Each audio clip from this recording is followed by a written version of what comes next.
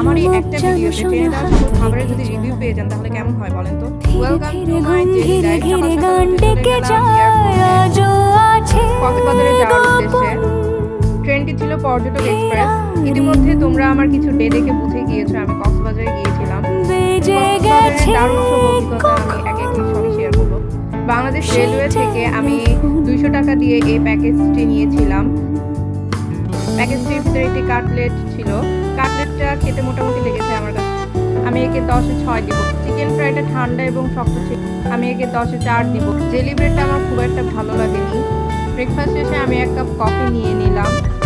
কফির টেস্ট যেমন তেমন হোক, কিন্তু ভিউ দেখতে দেখতে খেতে খেতে অসাধারণ লেগেছে। ভিউ দেখছিলাম আর খাচ্ছিলাম।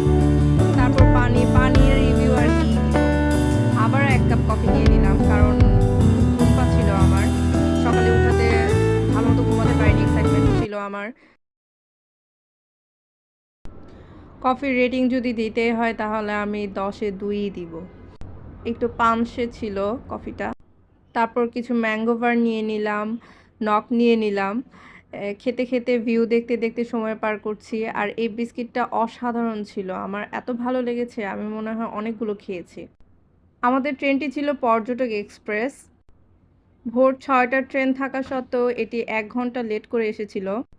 প্রাণডাল দেখতে দেখতে সময় পার, কিন্তু কই আমাদের সময় পারই হচ্ছিল না। ট্রেনে অলমোস্ট আমাদের 9-10 ঘন্টার জার্নি সময় পার হয়ে গিয়েছিল। এত লম্বা সময় জার্নি, কিন্তু প্রকৃতি দেখতে একটুও খারাপ লাগেনি।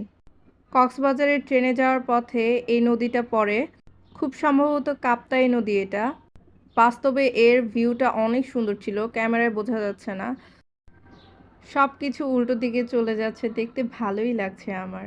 আপনাদেরও আমার মতো প্রকৃতি দেখতে কেমন লাগে কমেন্ট করে জানাবেন কিন্তু। আমার প্রকৃতি অনেক প্রিয়, প্রকৃতির মাঝেই থাকতে আমার অনেক ভালো লাগে। ব্যস্ততার মাঝে যখন প্রকৃতি দেখতে পাই তখন অনেক প্রশান্তি লাগে। ঈদের মেহেদি রাঙা হাতগুলো আমি দেখছিলাম এবং আমার এই রাঙা হাত দিয়ে আমি প্রকৃতিকে হাই দিচ্ছিলাম। দীর্ঘ অনেক সময় পর আবারও ক্ষুধা লাগে, তখন কি করব, তখন আমি আবার ক্যান্টিন থেকে লাঞ্চ বক্স নিলাম। লাঞ্চ বক্সে ছিল একটি ডিম এবং মোরগ পোলাও। এই লাঞ্চ বক্সটির প্রাইস ছিল 200 টাকা, বাট রাইসের অ্যামাউন্ট খুবই কম ছিল। But test was so good. আমার কাছে অনেক ঝাল লেগেছে। আপনারা যা ট্রেনের এই লাঞ্চ বক্সটি খেয়েছেন অবশ্যই কমেন্ট করে জানাবেন আপনাদের কাছে কেমন লেগেছিল। আমি ভিউ দেখছিলাম আর খাচ্ছিলাম। ভিউ দেখে দেখে খেতে খুবই ভালো লাগে।